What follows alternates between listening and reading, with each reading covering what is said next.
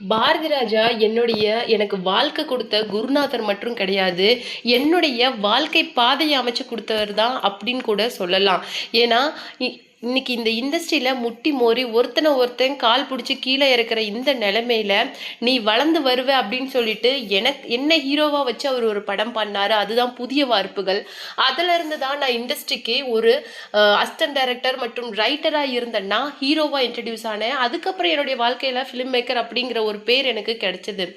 ஆனா அதுல ஒரு முக்கியமான விஷயம் என்ன அப்படின்னு சொல்லிட்டு பாத்தீங்கன்னா, வாழ்க்கையில ஒரு ஒளியா இருந்தவர் தான் எனக்கு என்னுடைய குருநாதர் பாரதி ராஜா. இன்னைக்கு அவருடைய இறப்பு அப்படிங்கிறது எனக்கு பெரிய துயரத்தை கொடுத்தாலும் அவருடைய இறப்புல நடந்த விஷயங்கள் எனக்கு பெரிய மனவேதனையை கொடுத்துருக்கு அப்படின்னு சொல்லிட்டு அவருடைய இறப்புல நடந்த அந்த விஷயங்களை பத்தி ஓப்பனா பேசியிருக்காரு நடிகர் மற்றும் டிரெக்டரான பாக்யராஜ். அவர் என்ன சொல்லியிருக்காரு அப்படிங்கிறத பத்தி தான் இந்த வீடியோல டீட்டெயிலா பார்க்க போறோம்.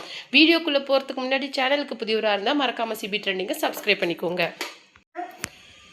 பாரதி ராஜாவோட 16 வயது நிலை மற்றும் கிழக்கே போகும் ரயிலில் அசிஸ்டன்ட் டைரக்டராக ஒர்க் பண்ணவர் தான் பாக்யராஜ். அதுக்கப்புறமேலு பாக்யராஜை ஹீரோவாக வச்சு பாரதி ராஜா என்ன ஒரு படம் பண்ணியிருந்தாரு அப்படின்னு சொல்லிட்டு பார்த்தீங்கன்னா, புதிய வார்ப்புகள் அப்படிங்கிற ஒரு படத்தில் ஹீரோவாக போட்டிருந்தாரு. அந்த படம் கிரேட் சக்ஸஸ்ஃபுல் ஆகிறத தொடர்ந்து தனக்குன்னு ஒரு பாதையை அமைச்சு, தனக்குன்னு ஒரு ஸ்க்ரீன் பிளே, தனக்குன்னு ஒரு ஸ்டோரி மேக்கிங் அப்படின்னு சொல்லிட்டு இன்னைக்கு தமிழ் சினிமாவில் ஒரு கால் பதிச்சிருந்தாரு நம்ம பாக்யராஜ். அவர் எப்போவுமே சொல்கிறது என்ன அப்படின்னு சொல்லிட்டு பார்த்தீங்கன்னா, என்னுடைய குருநாதர், என்னுடைய வழிகாட்டி அப்படின்னு சொல்லிட்டு ரொம்ப மரியாதையாக தான் பாரதி ராஜாவை அட்ரஸ் பண்ணுவார்.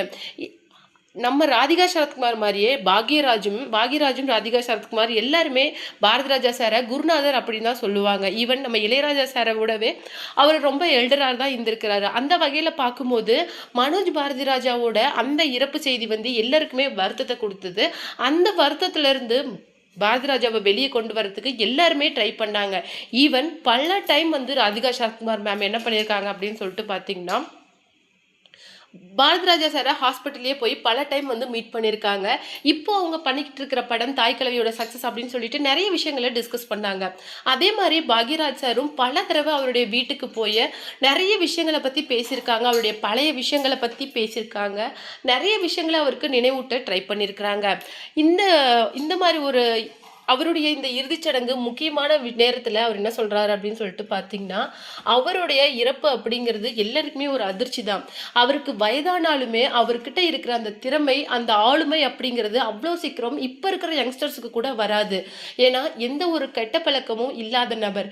ஆனால் ஒரு மனுஷனுக்கு தனிமை அப்படிங்கிறது அவராக ஏற்படுத்திக்கிறது வேற, மற்றவங்க அவருக்கு அதை கொடுக்கறது திணிக்கிறது அப்படிங்கிறது வேற.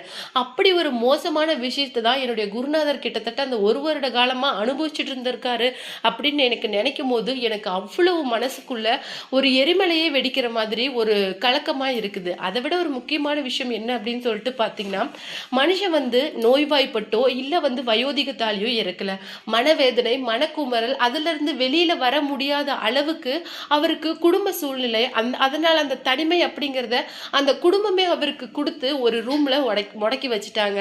ஈவன் அவர் ரொம்பவும் ஹாஸ்பிட்டலில் சீரியஸாக இருக்கும்போது கூட அவருடைய ஃபேமிலி அப்படிங்கிறவங்க அவங்கள டேக் கேர் பண்ண வரல அப்படிங்கிற மாதிரி கேள்விப்பட்டிருக்காரு. அதனுடைய உண்மை அர்த்தம் கங்கை அமரன் சார் அந்த விஷயத்தை வெளிப்படுத்தின அப்புறம் தான் எங்களுடைய எல்லாருக்குமே அது ஒரு மிகப்பெரிய அதிர்ச்சியாக இருந்தது. அவருடைய அந்த கடைசி நாட்களில் அவர் தனித்து விடப்பட்டிருக்காரு அப்படின்னு நினைக்கும் போது அவருக்கு ரொம்பவும் வேதனையாக இருக்குது. எல்லாருமே இந்த விஷயத்தை தெரிஞ்சு அமைதியாக இருந்தாலும் கூட கங்கை அமரன் சாரால் இதுக்கு அமைதியாக இருக்க முடியல. Ganga Amaran sir, Ilaiyaraaja sir, Bharathi Raja sir அப்படின்னு சொல்லிட்டு அவங்க 3 பேருமே உடன்பிறவாத சகோதரர்கள் மாதிரி தான் பழகுவாங்க.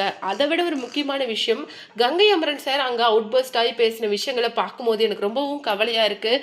தனிமையால் ஒரு மனுஷனை கொண்டுட்டீங்களே அப்படிங்கிற அளவுக்கு அவர் பேசியிருந்தார். இந்த தனிமை அப்படிங்கிறது ரொம்ப மோசமானது, தயவு செய்து வயோதிகத்தில் அதை யாருக்கும் கொடுத்துடாதீங்க, திணிச்சிடாதீங்க அப்படின்னு சொல்லிட்டு வேதனையோட தன்னுடைய குருநாதரோட மறைவை பற்றி பேசியிருக்காரு பாக்யராஜ்.